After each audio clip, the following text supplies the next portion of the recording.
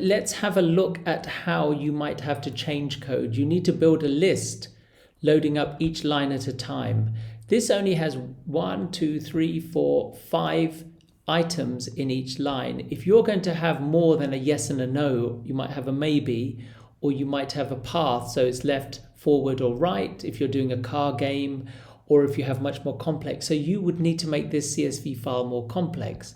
How would you change the code here? Well, these parts would remain the same, but when you come to the build unordered list, you clearly are going to separate them and commas. The node itself would have to be redesigned, as we said before. You'd have to add in all the other path IDs and the links to them in order for that to work. So that will have to change, including its get set methods.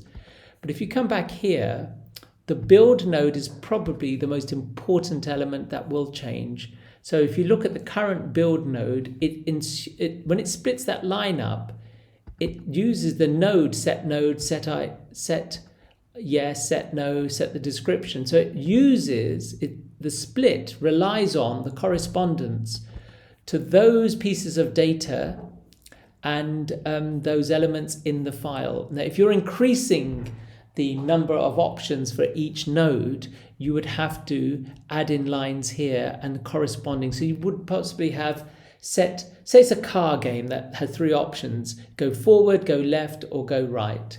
Right? So that would have to be set forward ID, and you'd have to grab the corresponding one, set left ID, and then there'd have to be another one, set right ID. The description and question, probably you might want to keep that as simple as possible. Okay, so that's one change, one crucial change that will have to happen if you're going to build the unordered map.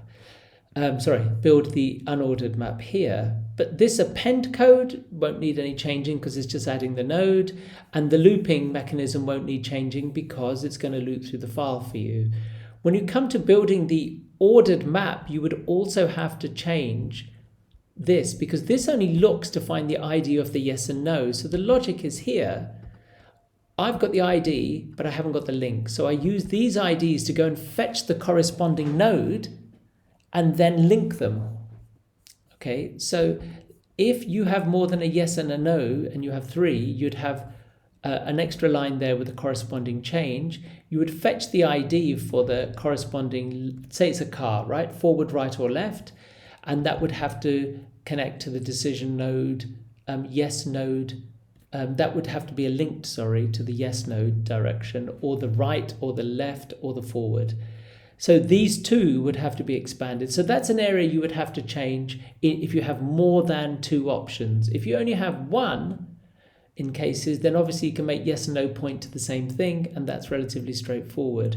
So that's how you would load nodes into a link list one at a time. You would link to a data file, and you then correspond to getting each one mapped up in some detail. So that essentially is all the code you would really need to change if you're changing the number of decisions that you're making from each point. If, however, you just have a branch which has 2 options, then this structure will remain the same. It would be sensible to rename these not as yes and no, but left or right, depending on which way you're going, and to left and right. You wouldn't, and then obviously when you build your node code, that's how you would approach it. So my recommendation at this stage is you have minimal change to make to this code to make it work. And then in a very short space of time, you should be able to get a console version of your application up and running. And we'll look at what the console does in a moment.